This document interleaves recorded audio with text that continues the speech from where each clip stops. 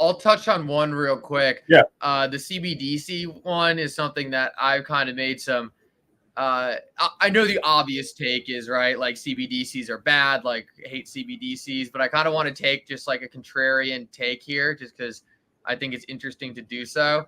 And that's that, like, obviously, like, CBDCs can be dystopian, and there can be China's CBDC. I think there's some obvious like concerns about like freedom there. But I also think like a CBDC and digital cash is like inevitable. Like people like my age, like no one wants to carry cash around anymore, and it's almost like an annoyance when you go somewhere and they're like, "I only take cash," and you're sitting there like, "All right, well I don't have cash on me now. I have to go to an ATM." So like I think to a certain degree, I think we should focus on advocating for like a CBDC that does have the proper freedoms in place and things that a government really can't take over and manipulate. And I know that sounds like something that's like crazy right now, but I really do think it's possible that we can move towards a world where we have that. On the XX network, I'm not sure if you're familiar with that token. The founder is David Chong, and he was one of the first people working on the Bitcoin network. And he's built a completely private CBDC for Switzerland that's been tested. And I just think that's a great example, right, of like advocating for the proper type of CBDC rather than taking this whole anti-CBDC stance right off rip. I think we're likely going to see a form of digital money in the future, but as long as it's not forced upon people and people can like openly accept it and know the rules of the platform and not worry about their money being debased or stolen or being forced to be spent in a certain way, I think it can be done in a way that is beneficial to society. And I think if we spend our time like advocating on a CBDC that's actually going to be helpful to us rather than harmful, I think that could be a big benefit. So while I do understand the concerns around CBDCs, and I do understand why for a lot of people it's something that definitely triggers a bad response, I do think it can be done in a right way, and I would like to see more people advocating for it done in that right way. Yeah, I'm in a very similar boat to you. I think that there's a way that it can be done where it's beneficial, and it provides some type of stable income for people that, you know. So like these three things that he mentioned here are all in a thesis that I actually kind of have put together, and it's probably on a little bit on the dystopian side, but I'll go ahead and give it to you. It's, however, just take it with a grain of salt. That's the way I'm going to put it out, right? So kind of like Mikkel, I'm going to take a contrarian view here. I think UBI is coming. It's definitely going to be used in Canada and other places in the world. I don't know that we'll get it here in the US, but we definitely could. And I'll explain how that can work. So if you did have a CBDC or programmable money, you could allocate those resources appropriately if you had an AI that could analyze all the transactions across an economy. So the reason that, socialism and communism and the Soviet Union failed in the USSR was they weren't able to allocate resources appropriately. There's discrepancies that happen in an economy, and in a free market, people see those, and then it's an opportunity. They'll fill the gaps, basically. That doesn't happen in a socialistic society where everybody gets paid the same, and then the government is the only one allocating the resources. But if you had an AI that could analyze all the transactions across an economy, see those discrepancies, and then incentivize spending in those portions of the economy to rectify those deficits, or maybe there's too much spending in a certain sector and it could disincentivize people to spend their money there, then it actually helps revert things to the mean so that you don't have these boom bust cycles, which, you make a bunch of money in a boom cycle, but if you're retiring in 2009, like you lost your shirt, right? So timing is everything. But if you had AI and all of these other converging technologies that are, just on the cusp of being used at scale to reduce the cost of production for things, if you got 3D printing, you've got AI, you've got blockchain smart contracts, you've got, biotech, all these things that are coming out that'll make things substantially cheaper to produce. I think they've actually front run a huge deflationary collapse with the inflation in the money supply. to soften the blow, because they know when they implement blockchain technology and these instant payment mechanisms, that's immediately going to drive economic growth, and it's going to make things much more efficient so that production happens faster and cheaper. And so those savings can then be passed on to people. But if you had a collapse in prices of goods overnight, there's a lag, right? And people don't think about this. Like, people have got inventory that have a cost of goods associated with them. And if tomorrow everybody could produce those same goods for a third of the price, now they've got all this inventory that they're just screwed on, right? So you have to be able to hold price stability, and you could do that through UBI by printing more money in opposition to the deflationary effect of the new implementation of these technologies. And then at least give, like a 5 or 10 year period where that happened, where people could scale out of these positions that they're in and transfer to a new, and that's what they've done with the debt since '08 too. But anyway, the basic concept is huge deflationary pressures from advances in technology, the UBI and the CBDC, and the capability to print more money in opposition to that could hold price stability while making allocations to people where they could use that in portions of the economy where discrepancies were. So, yeah, I think that's a really interesting thought.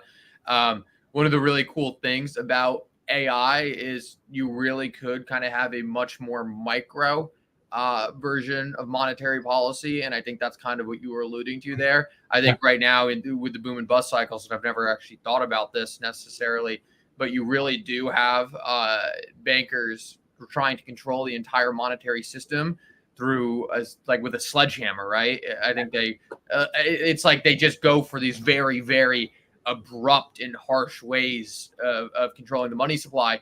And I think if we had the ability, like you said, to really use AI to tailor in on the places where it could be a lot more applicable, rather than saying, oh, well, we don't know if inflation right now is being caused by wages. We don't know if it's being caused by prices. We don't know if it's caused by inventory shock because of COVID. Let's just jack up interest rates really high and see if it fixes everything, right? Like, I think what you're proposing is using AI, where if we think the issue is in the supply chain, hey, how do we specifically change supply chain economics in order to see if, hey, that's the issue on inflation, without making it so no one can buy a house, right? Because right now they're trying to get rid of inflation, but in the process, you have people who are not really contributing to inflation being affected. So I think that's a really, really cool use for AI. And I think that's something we really need. And I think you made another very good point there on just making money itself cheaper and making transactions cheaper. I mean, even if you think about something like a card processor and the fees they take out of every single transaction, like, think of the GDP savings we would have, and think of how much faster money would move if it didn't have to go through these intermediaries, and if every dollar could be turned around 100% faster and there wasn't fees on it. I mean, you're talking about a change to the system that affects every single transaction in an exponential way. So I think that's fascinating to think about. And I would agree with you. A lot of this stuff is going to be massively deflationary in the cost savings from just using the system. And I think it's going to be really interesting to see what happens to GDP when we do see a lot of these better payment systems implemented, because it's one of the few things that really does touch every single part of the economy. Yeah, to your point, just the fees on the payments themselves being reduced significantly. So, the Fed has two levers right now, right, or on monetary policy. Interest rates, they can do something with that, and the money supply, they can do something with that. But they really can't control, but like in one layer removed with interest rates, they can control velocity of money, right? But they're not directly controlling velocity of money. With a CBDC, you could technically control directly velocity of money, because if you were doling out, and again, I know people are going to get mad about this, but you don't have to spend it if you don't want to, right? So let's say everybody gets UBI, okay?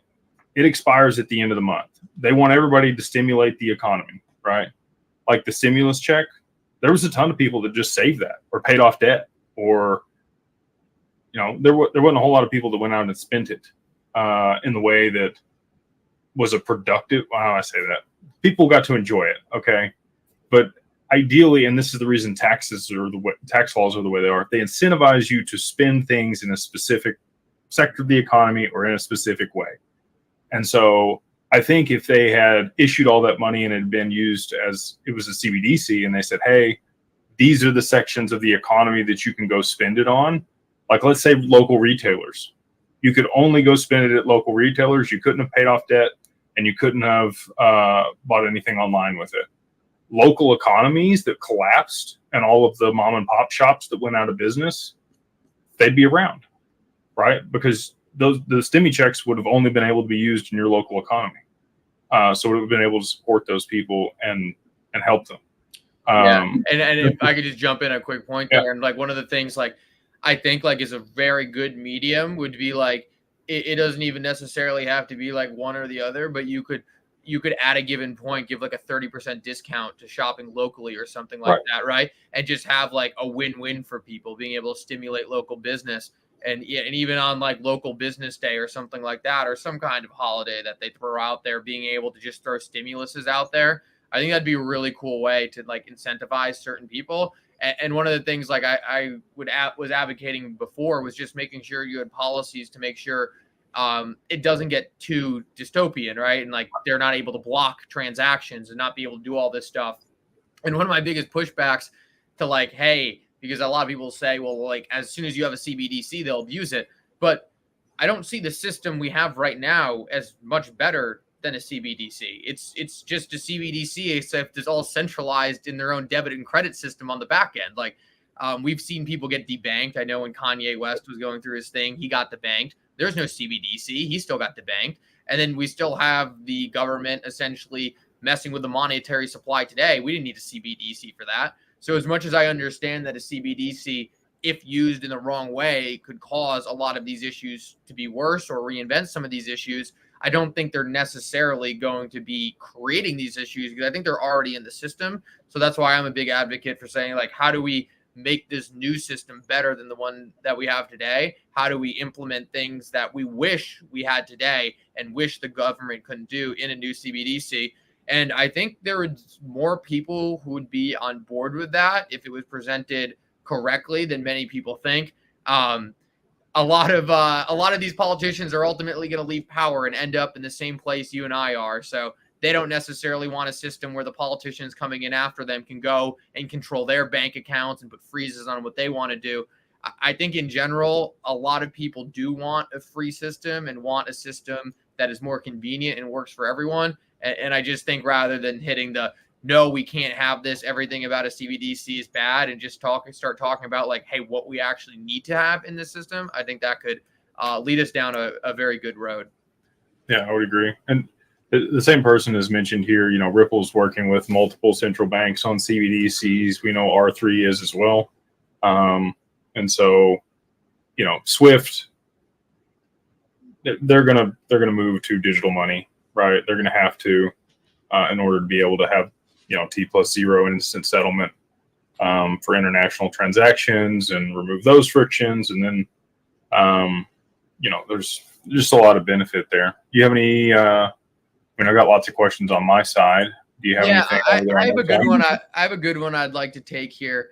And before I take this, guys, once again, apologies for the technical difficulties. In the beginning, I have a see-through ghost chair now behind me. Apologies for that. I had to switch to a computer I'm not used to using. But thank you guys so much for sticking with us in the beginning. And whether you're on my stream or Jake's stream right now, make sure to just drop it a like and a retweet. It's going to help more people who'd be getting here late otherwise see this stream and see me and Jake talking. This was kind of impromptu. Not a lot of people know about it. So if you guys just help out by dropping a like and a retweet, it'd be super, super appreciated. The question I wanted to jump into here was one of my viewers, Defin. He said, wouldn't it be harmful to the dollar if it wasn't being used as an intermediate currency at all? And this is a really good question, Defin. It's something that I don't have a correct answer for. It's really just my theory, but it brings in something called the Triffin Dilemma, which I think has always been fascinating to me. The United States dollar, in no doubt, has benefited from being the transactional currency of the world. But the Triffin Dilemma is just the idea that being a transactional currency for the entire, or being a transactional currency also has burdens to it as well. And you're forced to have a lot of internal issues with that transactional currency as well as the benefit. And it's the whole idea of analyzing how much does an economy gain versus how much is an economy hurt from your currency being that transactional currency. And I think anyone saying one way or the other is just theorizing, because we've never actually seen it not be that transactional vehicle in the modern economy. But I just bring up that point just to say, like, I don't know if we really know if it would necessarily be bad. The obvious speculation and the obvious answer is yes, if they're not buying oil in dollars, if they're not doing all this stuff with dollars, that would be bad.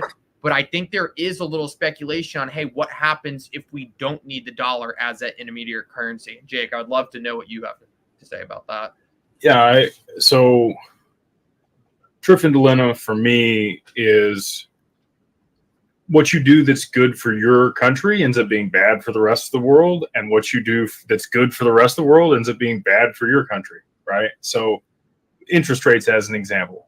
We raise interest rates here. Awesome. Our currency is stronger in comparison to the rest of the world's currency, but the rest of the world needs dollars to operate. And so now it's more expensive for them to buy dollars or trade their goods to us, and so it hurts their economies. We lower interest rates. Awesome. Now our currency is weaker in comparison to other global currencies, but we can borrow more money here. Money's cheaper, right? And it's literally cheaper for the rest of the world also. So as a global reserve currency, and you have an obligation to, like, people get mad about Ukraine and a lot of these other jurisdictions and us sending dollars over there. Kind of have an obligation to do some of that stuff, right? Like, if they don't have our dollars, then and I'm not saying it's not excessive what we're doing in Ukraine. I think it's ridiculous. But aside from that, we do have a slight obligation. And so you have to support other people. We also end up in international affairs. We end up in wars. We end up in all these other things. We're able to export our inflation, right? So what normally would be horrible here, we can just sell those dollars off into foreign hands, and they get the inflated dollars that get to circulate in their economy, and they stay away from here. It's bad when that comes back. So that'll be on the backside of this deal. What's the inflation going to look like when all those dollars come home to roost? Hopefully we've got stablecoin regulations, and everybody's got high demand for those dollars, and they've got to back their stablecoins 1-to-1 with those treasuries and bonds and dollars that come flooding back to the U.S. And I think, maybe some of that's pre-planned. But what I'm looking most forward to is, one, the economic growth that it's going to have. People don't think about it that way. They think, that'd be horrible. And I think it can be done in a way where, so like Trump wants to levy tariffs against international trade, and people are like, oh, it's horrible. Well, prior to 1913 and the income tax, that's literally how the U.S. government made its money. Prior to the 16th Amendment being ratified in, and the income tax being, imposable by Congress, we made our money on imports. That's how we funded our government. So if we wanted to go back to something like that before the Federal Reserve in 1913, it's what you would do. And then that would also incentivize all of these companies that have offshored their manufacturing, because that's another symptom of Triffin's Dilemma, is you hollow out all of your manufacturing. We used to be the world's largest creditor nation. Now we're the world's largest debtor nation, right? And we used to produce everything before we got the global reserve currency in 1944. Everything was made here in the U.S. because it was American made, right? And our economy was booming, and we had all the gold, and we had all these good things. And then we became a global reserve currency, and everybody offshored everything because it was cheaper to produce it over there. And now we have a global economy, so it's a very different world than it was in the in the early 1900s. But I think incentivizing those companies to move things back here, implementing a lot of these technologies for them to be able to produce goods cheaper here domestically in the U.S. I'm not saying it's going to drive a ton of jobs, right? because they're going to have to augment the way that they produce things here in order to be able to meet costs and keep price stability and make sure that they still have consumers. But I think it'll drive GDP, right? So overall, I think it'll end up actually being a really good thing. I just think the way that it has to be done is kind of it's a dance, and if you lean too far one direction or the other, or pull the trigger too soon on one thing or the other, again, everything has a lag, and so you just have to keep that in mind when you're making a transition.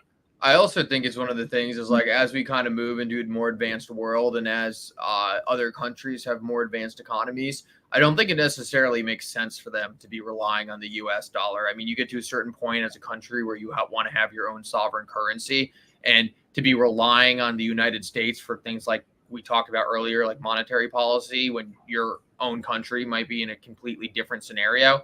Stuff like that really doesn't make sense. And as we go into a more developed world, I think each nation is going to want more independence from relying on someone like the United States. And one of the first things that's obviously most important for any nation is its own internal currency. I think we're moving into a world where we're actually going to have a lot more countries have their own currency and depend more on that currency. And as we create payment systems that operate without the need for using one single currency, like a lot of our payment systems operate today, I think it's going to be a lot easier for countries to source liquidity without having to adopt things like the dollar for their primary transactional vehicle. So if there was a way for a lot of these smaller nations to make their currencies more liquid, to be able to use them more easily on an international setting, maybe by using a bridge currency, then I think it would be a lot more realistic for some of these nations to have their own in-house currencies. I think essentially one of the biggest things is they just haven't had access to markets in the same exact way with their currency. I think stuff like blockchain technology, bridge assets, neutral liquidity assets are going to change that in a big way. And I think that's why right now you see a lot of the smaller countries, right, adopting CBDCs at a faster rate. I think that's why you see a lot of Ripple's partnerships with some smaller nations. They're the countries and nations that really benefit the most from making this switch, and therefore they're going to be the first one to jump on the train. Yeah. Well, I think, David Schwartz has talked about that, going around to all the kind of smaller intermediary banks and aggregating all of those as a force against the larger ones. Probably same thing with the countries, right? BRICS they just announced another like 42 or 45 nations that plan on, aligning with BRICS Plus, basically in opposition to the U.S.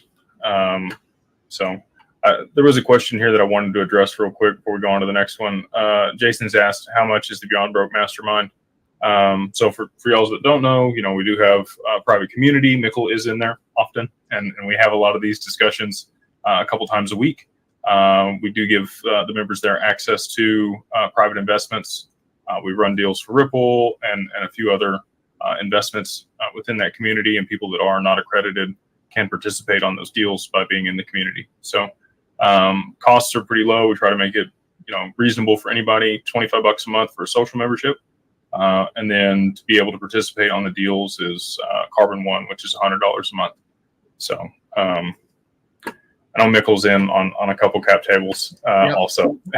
Yeah, no, actually, that's how me and Jake really met, because we were doing these live streams in the early days, and I joined the group just organically, wanting to see what he had going on over there, and obviously things built out a lot since then. But it's been a fantastic experience, and it's really cool just to give people access to things that they want and that they can't get anywhere else. I think that's one of the best things about the group. It's very differentiated, and like, you actually get access to stuff that you would have never had access to before. And then obviously, I know one of the biggest things I hear personally from people who have joined the group recently is just the ability to have conversations with people in that setting that they don't have in their daily lives. I can't tell you how many people I talk to who say, oh yeah, I'm literally the only person I know who knows anything about this cryptocurrency stuff. And I think what I found is, like, you surround yourself with more like-minded people, you end up learning so much more, and just being able to bounce ideas off people and talk with people about a lot of this stuff. It really helps you build out your own theses and learn more about stuff that maybe you didn't know about before, you've never heard anyone explain. So it's a really cool way to just surround yourself with like-minded individuals. Yeah, well, that's the point of a mastermind, right? So I've been part of multiple other groups, paid a lot of money to be in those circles and get around other professionals and high-level people, and that's really what's allowed me to garner the knowledge and expertise around macroeconomics and taxes and estate planning and a lot of the stuff that I deal with today. I didn't know about 5 years ago, right? I had no clue. But I paid more money than I was comfortable with to get into rooms that I wasn't supposed to be in or didn't feel like I was supposed to be in at the time. And you don't like, there's been a couple instances that I think back on where I'm like, in the moment, it didn't seem that like big, but later on the conversations that I had there instilled certain traits, values, or beliefs in me that allowed me to get something later on.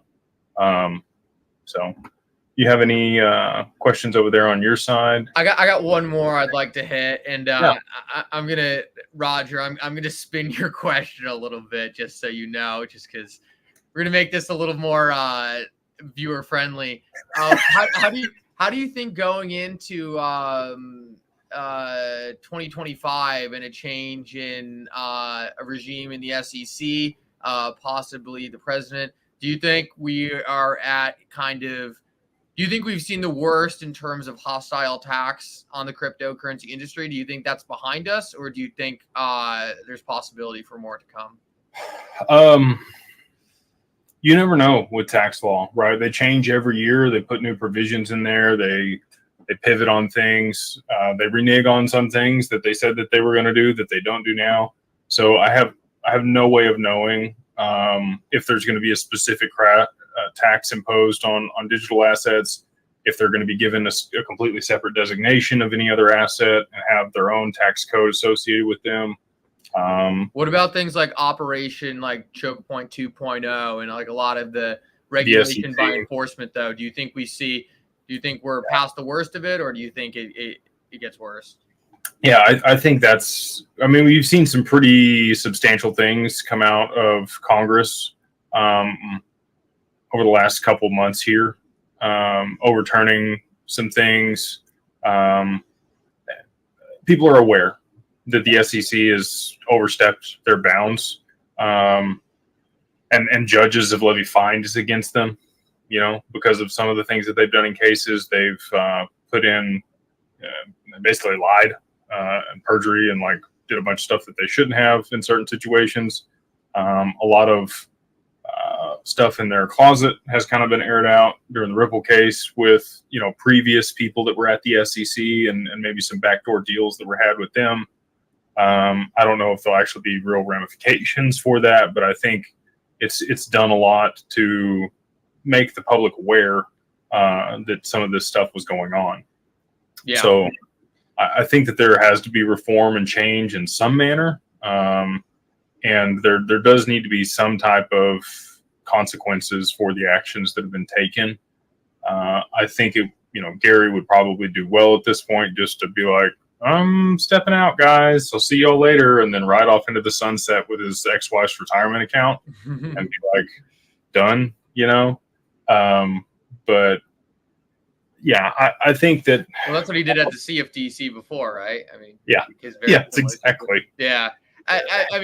You make a lot of very interesting points. And the one thing I always tell people that I was shocked about was like seeing how bad things were after FTX and Terra Luna, and to have a BTC ETF like 6 months later. Like, I thought we were going to be in like a crypto nuclear scenario, like fallout. Like, we couldn't talk about this kind of stuff. Like, institutions wouldn't touch it with a 10-foot pole. And they totally use that as an opportunity to play catch up and like say, okay, we've been really lagging behind. This is a dip we have to step into in a big way and really start embracing this. And for me, that just showed like, look, there was like a lot of damage done during that time period. There was a lot of damage done with the Ripple SEC case, but like it got cleaned up faster than I would have ever expected. I think you need that though. Oh, right. You need catalysts for stuff, especially if you do want reform in an industry and it to be brought into the financial system. Like, let's just say we'd sailed along and Luna was still ticking along and FTX was still good and none of that ever happened. Okay. I don't think we would have anywhere near the institutional buy-in that we have today, and I don't think we would be anywhere as close as we are to regulation in the space, because there wouldn't be a need, right? There wouldn't have been a catalyst. So were those things orchestrated? Maybe, again, the SEC did meet with FTX multiple times, but they've also met with Ripple multiple times before they sued them. Consensus the same way. People want to do good. People come in, they want to talk to the SEC. We're regulated by them with Digital Wealth Partners. We try to make sure that everything that we do, is in alignment as much as possible above whatever the requirements would have been, right? So, and I think people, they just don't know where the bar is. And so they're obviously bad actors, right? There's a lot of people that are scammers in this space. There are people that launch tokens, pump and dump them, and there's no recourse, right? And that'll probably continue until there is recourse on this space. And I think that that'll be a good thing. I think that institutional custody is a good thing. I think that insurance on your assets, having recourse if something happens is a good thing. Why don't you tell people real quick a little bit about institutional custody, because it's something that I think a lot of people watching here could benefit massively from, and it's something not a lot of people know about. Just to give you guys a quick background, and I'll let Jake take it away.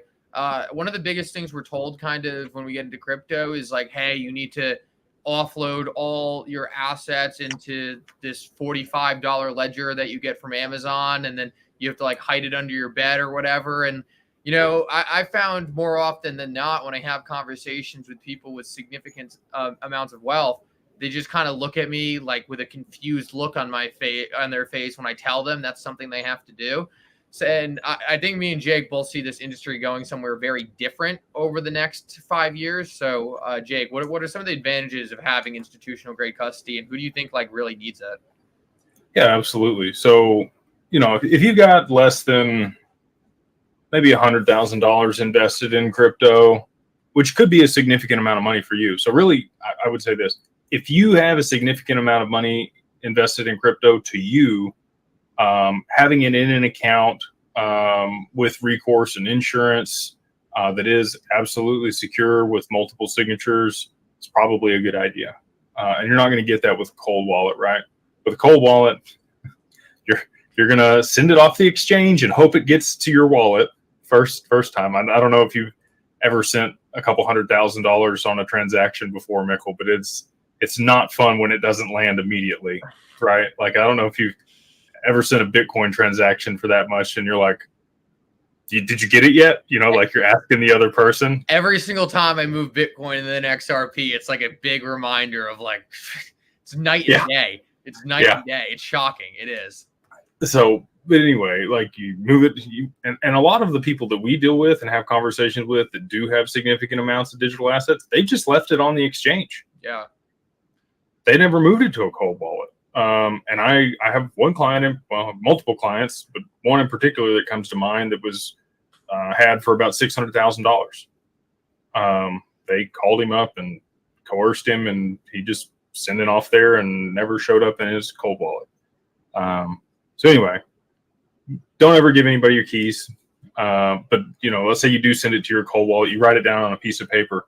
Cool. What if you lose it, or your house burns down, or your dog tears it up, or whatever? And people have these art plates and other stuff now. Cool, great. When I had cold wallets, and I wanted the institutional custody for myself. A lot of what we've built over here at Digital Wealth Partners and Digital Ascension Group has been self-oriented, and then we're able to provide that to other people also. So I had 12 wallets, 12 different seed phrases that I had to keep track of. All of those were written down on 3 separate pieces of paper that were held in multiple locations, so that if something happened, my wife, who knows nothing about crypto, could possibly do something with them. Possibly do something. I love that. Right. Like, just completely inefficient. So institutional custody, it's a tri-party agreement is really what it is. So you have a wealth manager or custodial partner, and they are a signer on that. And so they're very unlikely to be in a in a vehicle or a craft with you if you were to perish, right? So God forbid, you and your spouse are in the same vehicle and you have an accident or something, you're both signers on the account. Now there's no way to get to it, right? So even if you had a multi-sig wallet where you had some type of recourse, most of the time people are going to pick their spouse or somebody close to them that they could be in a vehicle with. So we're completely separate of that. You've also got the institution that provides the custodial environment. So we go bankrupt, you're still on there. You can add another trust bank or another custodian can step in and be the ulterior signer. You can remove us from the account at some point. You'd have to migrate it, but it can be done within the institutional custody. And then you have beneficiaries attached to that account. You have other trustees that would step in and manage those assets if you were to pass away. If you do have a trust, an asset protection trust, which is what we recommend for the majority of our clients, either internationally or domestic here to the U.S., you're going to have a distribution trustee. And the way that was orchestrated before was you have your assets on that cold wallet. You have a piece of paper that has the keys on it. You just cut that bad boy in half and hand them half the page and then delete your cold wallet off of your stuff so that you can't get to it. That's not a good solution. No. Right? So, no. Or you got a paper wallet and they have half your keys. Anyway, so the way that this stuff has been done up until institutional custody existed, it's been very crude and not so great. But now that we have this, we have partners. We have Archax and Anchorage. We were originally partnered with Standard Custody and Trust before Ripple made that acquisition. And so we're able to provide our clients institutional custody. It's 3-factor authentication. So you'll have a physical YubiKey, a password, and another method of authenticating yourself to sign a transaction. And you're able to remove your assets at any time. You just message us if you need to. And something people don't talk about too is David Schwartz specifically said that he believes the strongest form of any kind of security is multi-signature security. And the reason for that is, and no one really thinks about this, is if you're the only signer on your ledger, well, Ledger leaked everyone's addresses at one point, and all you need is someone to come to your personal address and force you to do anything with that one signature.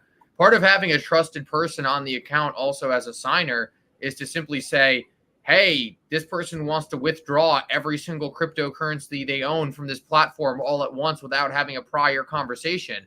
That sounds really suspicious. Maybe let's do a follow-up call and make sure this is something someone actually wants to do. So I think that's something that people really overlook in this space.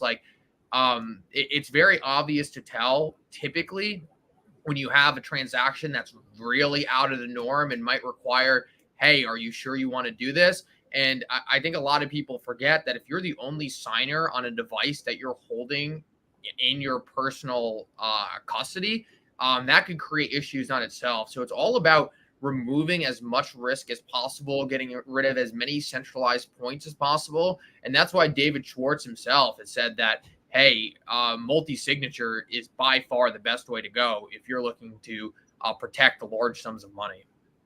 Well, and it also mitigates your tax implications, right? So this is something that, may not have thought of, but the IRS determines when you're taxed on airdrops or staking rewards based on control and domain. Okay, so you have to have both of those things in order to have the tax implications. If you have a multi-sig wallet held with a custodian and there's other signers on that, you don't have control or domain of those distributions at that point when they're received to the wallet. And so therefore, that's not taxable income. So that's another thing we provide for our clients. If you do have assets held with us and they're staked or delegated proof of stake, or they're used to produce yield, and that yield comes back to the wallet that's held with us, no tax implications until you actually remove that and it's in your full control. It's so funny. I talk with people all the time about the advantages of institutional grade custody. And I will say, it's one of the easiest things to have a conversation with people about, because you say the word institutional grade custody with insurance and they're like, I'm in. And it's well, I have 15 other reasons why I want to tell you why you're going to want this. It's no, I'm in, I already want it. So it's things like that you just said. I forget to even tell people half the time because there's so many benefits from getting into institutional grade custody. and it makes it even easier with how bad the current methods in the market are right now. So it's like, not only is this method like really good in its own right, but the fact that it's being compared against like holding your assets on Coinbase. And I just had one of my favorite viewers here, Roger, just said that he was trying to remove assets from Coinbase just to put them in self-custody. And he's had them frozen for like weeks, like days to weeks. And it's just like, these are the issues, right? And then let me tell you right now, if you want to go back from that ledger back to Coinbase, it's not going to be any easier. I've heard of people having their assets frozen for 4 to 5 days just trying to sell some. So there's really no good solution right now in terms of retail style custody. And I think that's why we instantly just started looking at some of these institutional grade products and saying, hey, how can we offer these to people who are demanding that they have better services in this industry? Yeah. So I just want to give people some qualifications around that, just so that they're aware if they do approach us for it. So we do deal with people that have more than 100,000 in assets that they want to custody with us.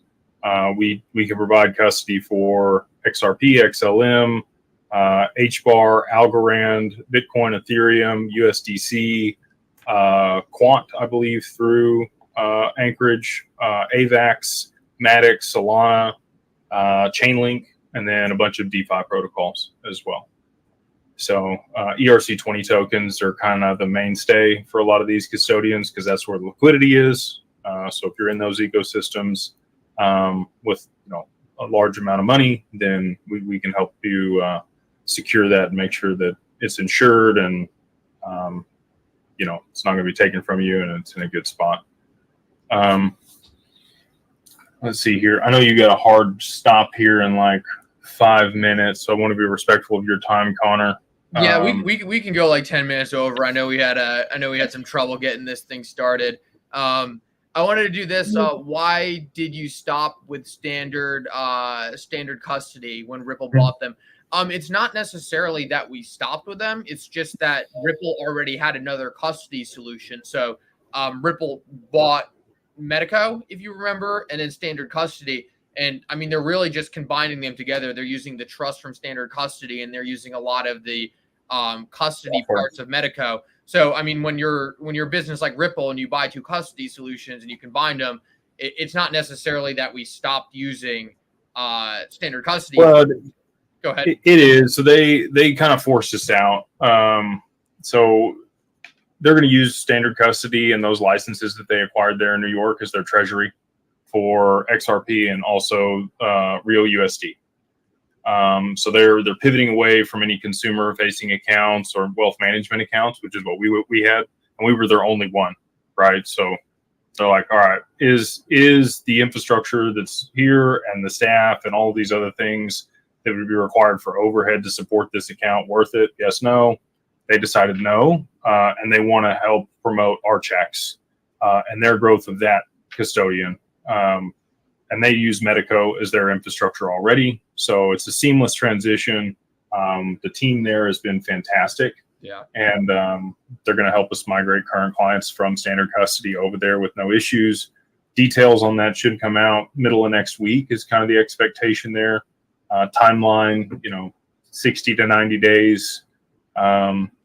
No rush, no interruptions in service, no problems. We want to make sure that this is as smooth and easy a process as we can for all of our clients that do hold assets with us.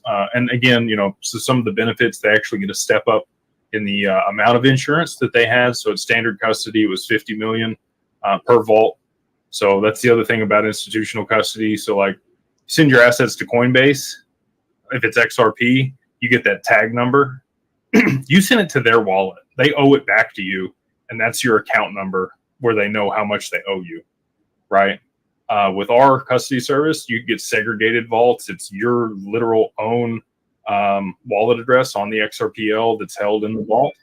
And so, you don't ever have to worry about commingled assets or it being rehypothecated or encumbered or being owed back to you. You physically can look it up on XRP Scan or whatever blockchain it's on. But anyway, you get the step up in the amount of insurance. So it goes from 50 to 100 million per vault. And then also we got the addition of XLM, HBAR, Algorand, And they also have a tie-in with Fireblocks, so we should be able to work with them to hold XDC and Flare as well. So a much larger breadth of assets than what we had at standard custody. And one of the cool things too is just being able to work with these people. They know we have a lot of clients. They want to be able to support our clients, and if we have a lot of clients who are all looking for something similar, we actually have the ability to push on them to hopefully, over the long run, provide services that we're going to want. So it's kind of part of the cool thing about me and Jake being in a similar community and bringing in a lot of people who all have similar interests. I know a lot of us probably are looking for similar things with our own digital assets, and being able to kind of bring people together and have a louder voice and be able to push on some of these custodians to make things happen we're going to want is a really cool part of this. And like Jake said, they've been fantastic in working with us. It's been really exciting, and I think we're going to build out some really cool things in the future. Yeah, absolutely. Zoomed Out has asked a good question here that I wanted to address. He said, trust lines, are they safe or could they be exploited? Love my cold storage, but linking it to something else seems risky to me. Thanks for the channel. Thank you for watching and asking a good question. Trust lines are exactly what they indicate, that you trust the other party. So they do expose you in a certain manner. The outside key is exposed to the other party in both of whoever you're dealing with. And so if they can figure out your private key, then they've already got one of them. You know, I got a couple of thoughts on this too. So if you trust people that you're dealing with, and I think this is a really good feature of the XRPL in particular, because there are going to be certain circumstances, like, you know, let's say your son or your child has a bank account at the same bank as you.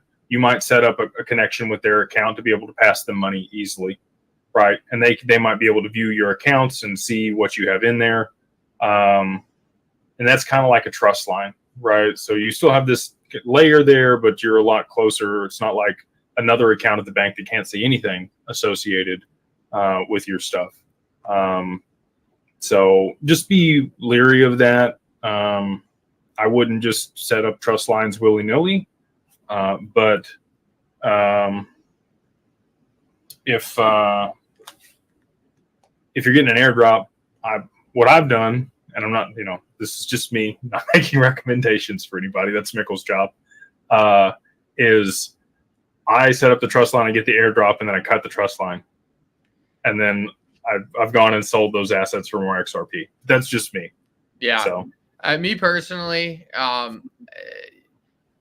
think a cold wallet should be something have as little activity with as possible. If it's about getting an airdrop, setting up a trust line, just set up a new wallet and set up the trust line and get the airdrop. Like, very rarely do you have to be exposing substantial accounts with substantial amount of value to outside counterparties or outside protocols. So, you know, like a cold wallet's supposed to be a cold wallet. Your ledger or whatever shouldn't be hooked up to 45 different DeFi protocols with anonymous founders. Like, that's not the purpose of a cold wallet. That's the purpose of a hot wallet. I say this all the time, but like, there's advantages and disadvantages to every single solution out there. Like, there's advantages to centralized exchanges. Whether everyone has a million problems with a centralized exchange, there is the advantage of there's direct liquidity right there, and it's easy and anyone could figure it out.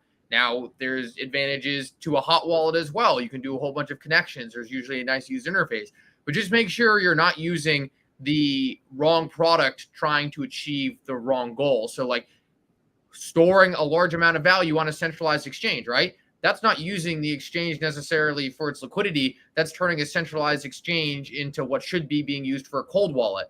For a cold wallet, don't hook up your cold wallet to a million different DeFi protocols. That's what a hot wallet's for. So just be careful of what you're using each solution for. Make sure you're using it for the right thing. And one of the things you don't necessarily want to be doing with a cold wallet is exposing it to a whole bunch of different people who potentially could use your public phrase to try to, who knows, send you spams that might get you to click on something, whether it's send you a very convincing phishing email that includes assets in your portfolio so it looks really real.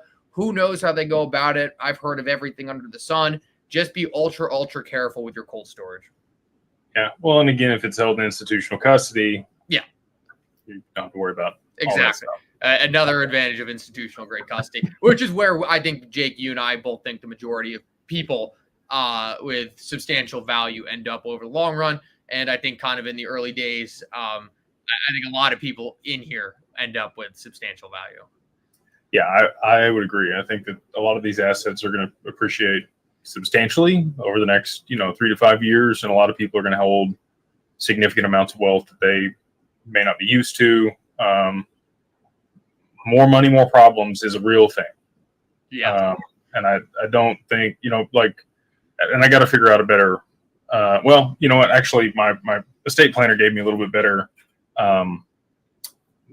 correlation than what I have been using. I have been using the dog chasing the car, but my estate planner is not handy. Okay. And he said, most people looking to acquire wealth are like, using a power tool that they're not used to using, they're not proficient with, right? It gets the job done. Like, let's say you know how to do about 80% of it, but the last 20% you cut your leg off. Probably wasn't a great experience, right? Or you're the dog again chasing the car, but once you get the car, like, how do you drive it? How do you use it? How do you not run yourself over? And there's a reason that BNY Mellon holds, what is it, like 67 trillion in assets, and assets under custody. Because people want recourse, people want insurance, people want stability, people want a counterparty to hold their assets and make sure that it's in the best custody possible out of their possession, so that if they are attacked by a creditor or a robber or somebody else, their assets aren't exposed and their loved ones still get taken care of. So cool. Want to give a shout out to Peaky Blinders here on the super chat. He says, two of the greatest, only a handful of it out here. Thanks, guys. Appreciate you, brother. Well, we got 2 more minutes here with Mikkel, so I'll go ahead and let you finish it off, Mikkel. If you've got anything you want to share with people, any place that they can go find you, meet with you. Yeah, no. First of all, anyone just looking kind of for more interaction casually with Jake and myself, or looking to get involved in the private deals we will run, maybe on Ripple Equity if you're not accredited, or you're just looking for a group of like-minded individuals you can bounce ideas off of, the best place for that is the mastermind group. If you go to my X page, you can get a free month. It's Mikkel1MO. So no risk. You just join the group, see if you like it, try it out. And then if you don't, you just leave. So no risk to you. Go check it out. I've heard great responses from people so far who've gotten in. They've loved it. And then other than that, obviously just Mikkel XRP on X. And then most importantly, if you heard me and Jake talking about the institutional grade custody, if you want to get your estate in order, if you want to start focusing on, hey, how do I hold my assets in an LLC to remove liability of myself away from my assets, all those kinds of things, digitalwealthpartners.net. That's digitalwealthpartners.net. Upper right-hand corner, contact us. You can get a consultation. We'll be able to talk about your situation, talk you through the steps. And guys, I've had plenty of people reach out and just say, hey, my assets are here right now. I don't yet qualify for institutional grade custody, but I'm going to be accumulating heavy over this next cycle. I want to get my LLC set up now so I'm ready for when that happens. Look, it never hurts to be prepared. Obviously, institutional grade custody starts at 100K, but I always tell people, being someone who's always planning ahead, trying to stay on top of this stuff, that's never going to hurt you. So keep that in mind, and really excited to hear from some of you. And Jake, it's been great getting to talk to you tonight. This was awesome. Apologies to everyone for the technical difficulties in the beginning. We got it working, so that's awesome. And yeah, awesome, brother. Yeah, definitely recommend people reaching out to Mikkel, work with him on the wealth management side. He is licensed as a financial advisor. We're putting together, so there's one last question down here at the bottom that I want to touch on before we go. And he asks, in institutional custody, should the yield reap profit even after fees, even taking into consideration eventually being taxed on the yield? Can you explain the benefit there? So Rob, we work with a bunch of institutional partners to be able to provide leverage against your assets. So anytime you borrow against your assets, that's not income. It's not taxable. And then you can take that liquidity and put it into other things that you can depreciate against the income that they produce. So real estate, insurance policies. That's the other reason that we prefer that our clients, and actually require that our clients hold their assets in a vehicle, either a trust or an LLC, is so that we can use the full breadth of the tax code to be able to offset the yield that they will be receiving, right, with working with us with their assets. So, and the fees are super low. So there is an onboarding fee of $1,000, but beyond that, it's just 2 basis points a month. So for every $100,000 in the account, that's $20. So if we have the assets earning 1%, 2%, it far exceeds the cost of custody when you work with us. So I think that's going to be it for tonight. As always, appreciate you guys. We'll continue to do these. We'll be back on our normal schedule next week of Monday, Wednesday. So look forward to seeing you guys then. And Mikkel, do you have like a set schedule of when you go live? Do you have certain times, or is it just kind of ad hoc? Oh, it's pretty much, I try to do it 12 Eastern every weekday. I miss a day here once in a while, but it's a lot of Q&A, just going over what's going on in the market, market update in the afternoon. So would love to see some of you over there. And yeah, obviously I'm going to try to come on more of these more often as well, because it's always a ton of fun getting to get new questions, getting to talk with Jake and get some different perspective on a lot of this stuff. I think it always goes better when you can have two people kind of talking about a lot of this stuff in the market. Gives a nice flow to the conversation, and this has been a lot of fun. Absolutely, brother. Well, again, appreciate you coming on, and we will see you guys on the next one. Yep, have a great night.